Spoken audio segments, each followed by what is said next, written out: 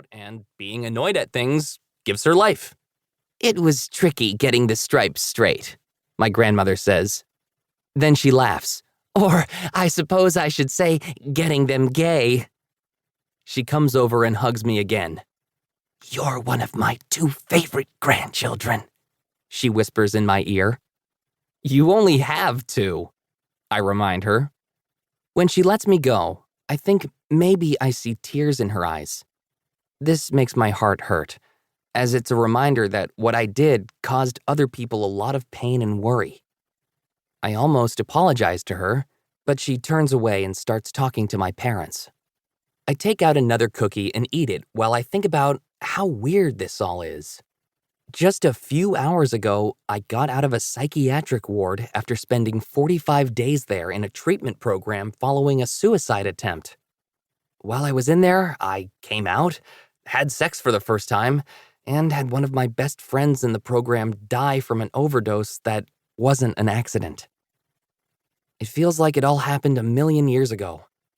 And when I think about everything that led up to my, thankfully, failed suicide attempt, it feels like that happened to a different person.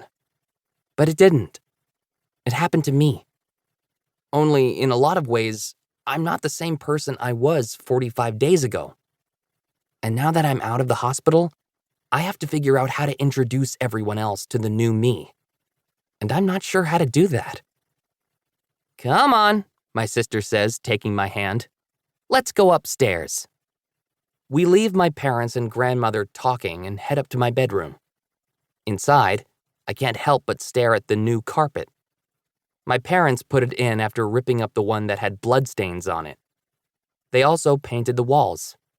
I guess they figured changing things might make us all forget what happened in here. Amanda sits down on the floor in the exact spot where I was lying when they found me. She sees me looking at her.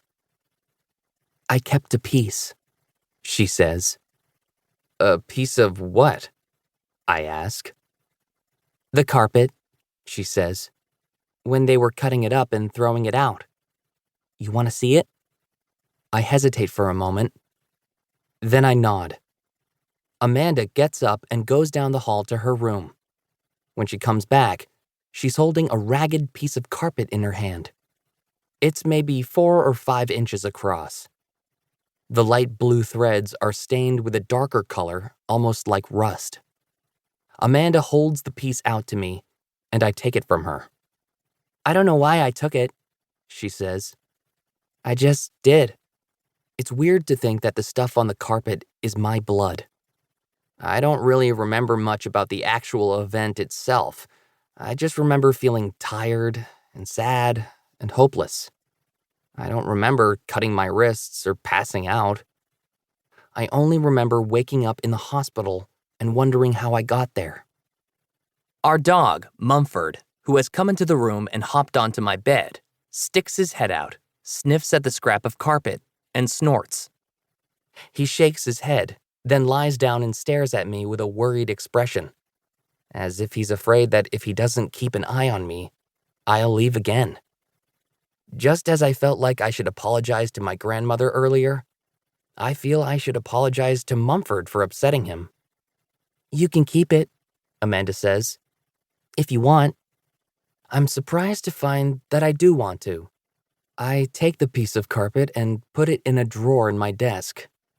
Then, for some reason, I find myself worrying that my mother will go through my drawers when I'm not around and find it. So I take it out again and put it in my closet inside one of the cardboard boxes of Nightwing and Sandman comic books I keep in there. Amanda watches me do this, but I don't mind. Even though she's only 13 and my little sister, I know she's on my side. Not that there are sides in our family. Not exactly. It's not like being a barrowman is a team sport or anything. But sometimes it does feel like my mother is on the lookout for problems. And me ending up in the hospital after drinking a lot of whiskey and cutting myself was definitely a problem. I'm not sure yet whether my being gay is a problem or not. For my mother, I mean. She says she's fine with it, or at least she did during one of our sessions with Dr. K. That's Dr. Katz.